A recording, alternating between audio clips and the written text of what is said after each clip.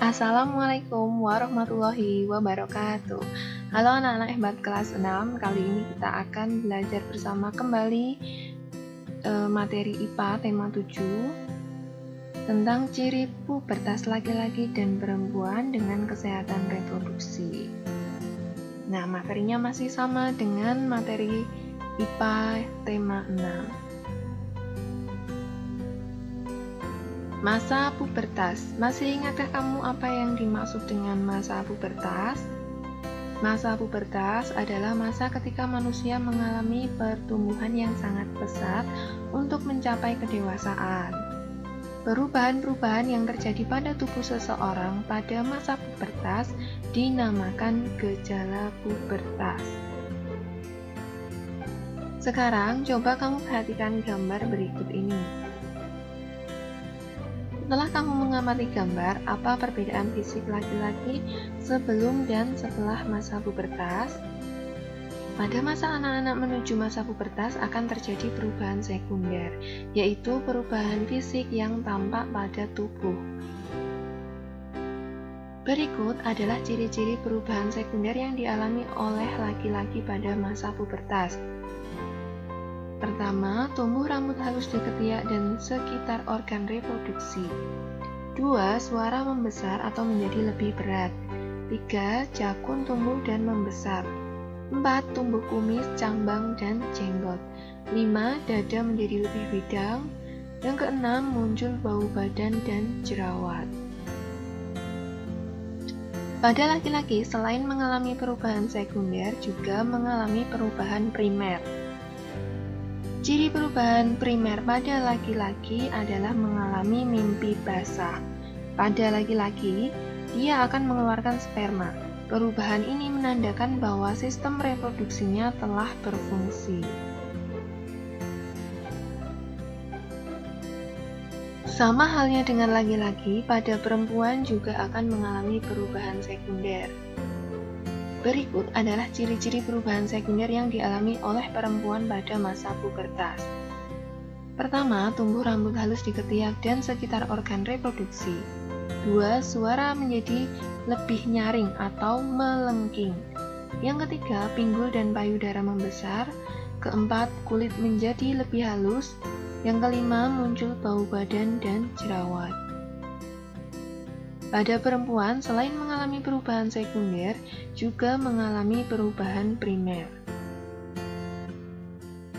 Ciri primer pada perempuan adalah mengalami menstruasi, di mana pada awalnya mulai diproduksinya sel telur. Pada perempuan, dia akan mengalami menstruasi setiap jangka waktu tertentu, namun pada umumnya setiap 28 hari sekali. Perubahan pada masa pubertas. Di dalam tubuh, hormon reproduksi mulai dihasilkan. Pada perempuan, hormon ini akan mengakibatkan sel telur matang. Pada laki-laki, hormon reproduksi akan mengakibatkan tubuh memproduksi sel sperma. Jika sel telur dan sel sperma bertemu, dapat terjadi pembuahan dan tumbuh menjadi bayi. Perubahan fisik selama masa pubertas kemungkinan akan mempengaruhi kegiatanmu sehari-hari. Mungkin kamu akan merasakan sedikit ketidaknyamanan. Nah, berikut ini adalah cara menyikapi masa pubertas. Yang pertama, menjaga kebersihan tubuh. Dalam masa pubertas, aktivitas kelenjar minyak dan keringat meningkat. Oleh karena itu, mandilah 2 kali sehari dan kenakan pakaian yang mudah menyerap keringat. Yang kedua, menjaga kesehatan dengan memilih makanan sehat dan berolahraga. Makanan diperlukan untuk pertumbuhan badan. Pilihlah makanan yang berasal dari bahan-bahan segar dan diolah dengan cara yang sehat.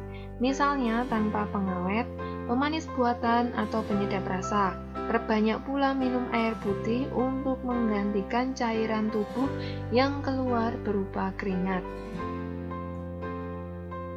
Yang ketiga, hati-hati dalam bergaul dengan lawan jenis.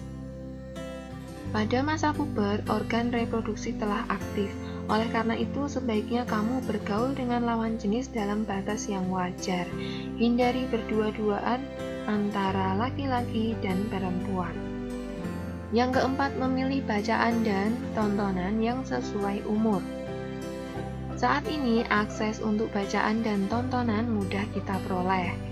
Namun, pilihlah bacaan dan tontonan yang baik, menambah wawasan, dan sesuai umurmu. Hindari membaca dan menonton tontonan dewasa. Yang kelima, rajin beribadah sesuai agama masing-masing. Dengan rajin beribadah, kita mendekatkan diri kepada Tuhan. Kita akan mematuhi aturan-aturan agama untuk berperilaku dan berbuat sesuai tuntunan agama. Pada masa pubertas terjadi peningkatan produksi hormon. Peningkatan ini menyebabkan aktifnya kelenjar minyak dan kelenjar keringat. Aktifnya kedua kelenjar ini dapat mengakibatkan jerawat dan tubuh berbau kurang sedap. Kebersihan dan kesehatan tubuh harus selalu dijaga, termasuk kebersihan dan kesehatan alat reproduksi. Berikut cara menjaga kebersihan dan kesehatan alat reproduksi. Yang pertama, biasakan mengenakan pakaian dalam dari katun. Gantilah pakaian dalam setiap kali habis mandi atau saat terasa lembab.